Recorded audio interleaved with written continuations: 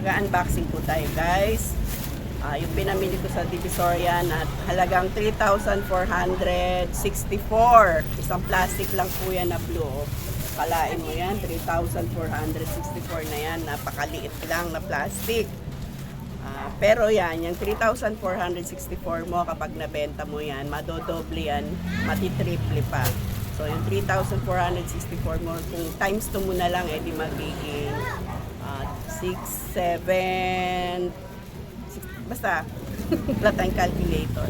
Madodoble yan, pwede rin niya maging, pwede pa yan umabot ng 8K o 10K, diba? So, go na lang.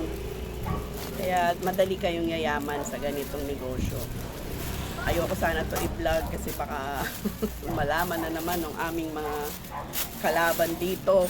Mga gaya-gaya po tumaya, pero para na lang din sa mga iba dyan na meron kaming silent viewers na nagsabi nga na mag-vlog daw ako sa mga presyo ng mga hikaw. Ayan, ang laman yan.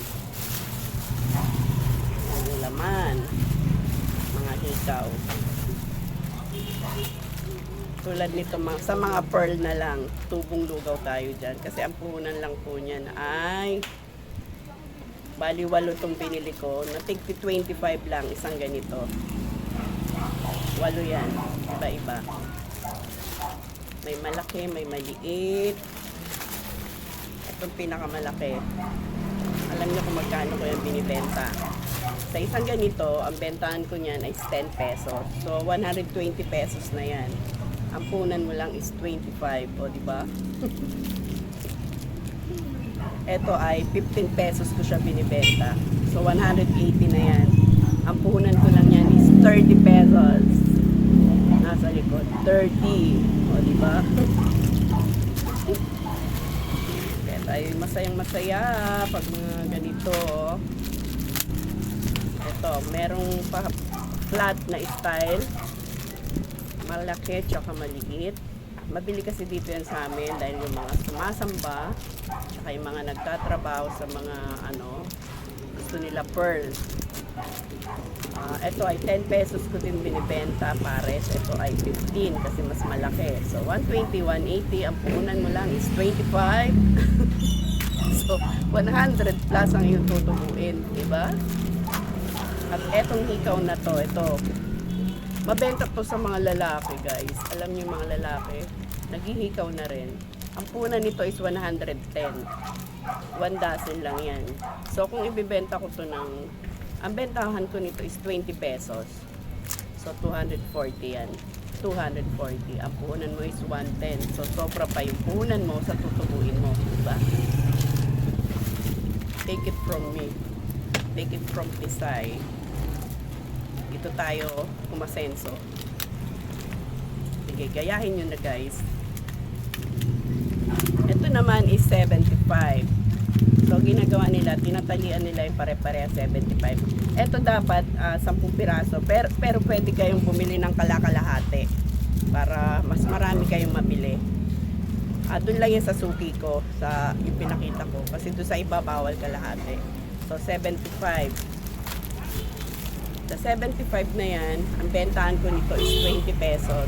So, 20, 40, 60, 80, 100.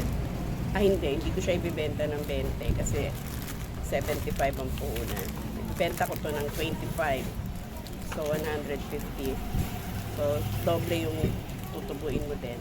75 puhunan, 150 mo siya mabibenta kung 25. Lalo na itong gold. 75 din, pero binibenta ko to ng mga 35. So 175 yan, 5, 75 na punan. Depende kasi sa klase, pwede mo siyang ibenta ng mas malaki. Tulad nito, 75 lang din puhunan, pero binibenta ko to ng 40 pesos. Yay! Yung mga iba pang school supplies padala na lahat dito. Ayan, 40 pesos, so 200 yan. Puhunan mo lang is 75. So tutubo ka ng 125.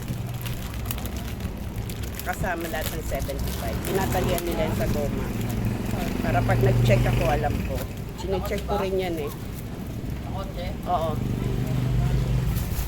Ito naman, ang puhunan nito is 100. Alam, sa totoo lang, tumaas pa yung mga hikaw. Dati 75 lang to, ngayon 100 na. Kaya mga ganito binibili ko kasi mga lalaki ang nagsusuot nito. So 100, so punan mo is 10 pesos. So pwede mo na siya gawing 20, 25. Pero ako 20 lang. Kasi doble na yung tutubuin mo dyan para mabilis din. Pearl. Ito, mura lang din to. 35. Isipin mo yan. Sa mga nagbubutas ng tenga, ito kasi ginagamit. Pwede to sa baby. So, ang bentahan ko lang nito, gagawin ko na siyang 20. Dati 15 lang. Sa iba daw, binili raw nila nito 50 pesos. Samantalang sa akin, 15 lang. Kaya gagawin ko na siyang 20. Diba? So, 240 yan. Ang kuhanan mo lang is 35. Okay, maniwala kayo na yung 3,464 nyo na pinuhunan dito, magiging palagay mo na lang 8K to 10K yan. Balik sa'yo. Ito, lalo na itong mga pearl na to. 30 pesos lang yan, isang set. So, ibibenta ko to ng 70. May hikaw na, may bracelet at necklace. Pwede 70, 80, depende sa inyo. Plus ito, 75 din. 75 din ang puhunan. Basta ang bentahan ko niyan is 40 kasi tatlong pares yan, set yan. So 200 yan. Ang puhunan mo lang is 75. Plus lalo na to. Itong pinakamalaking tutubuin mo. Ang puhunan mo lang ito ay 80 pesos. Eh ilang pares yan? 3, 6, 9, 12, 15, 8, 30, 60, 90, 120. 316 siya mabibenta o diba? 80 pesos lang puhunan mo. So meron ka na kagad 280. Diba? Kaya huwag kang manghihinayang sa 3,464 mo kasi pwede maging 10K. Ano na to? 80 rin to. 80. Bentahan ko nito is 10 pesos isa. So, 36 pieces. So, 360 yan. Ang puna mo lang is 80. So, meron kang 280. 280. O, diba? Magkano na yun?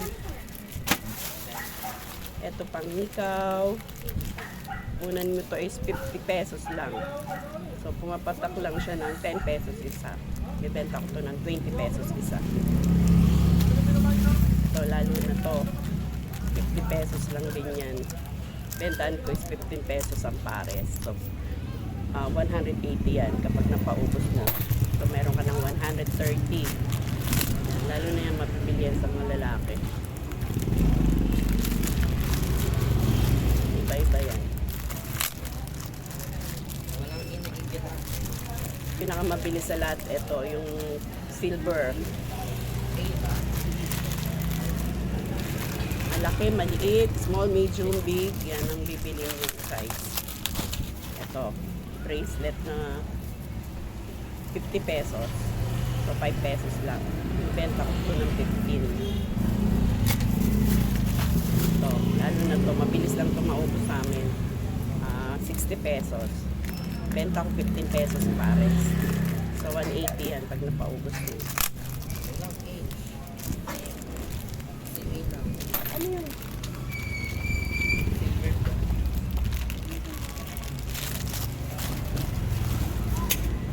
Ito, ganun din, 75. Pag gold, inibenta ko siya ng 45. So, 130, 45, 90, 180, 225, 75 lang po. Ito.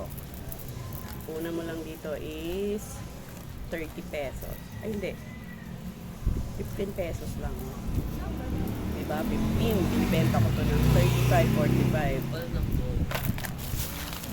Ito. 90 pesos.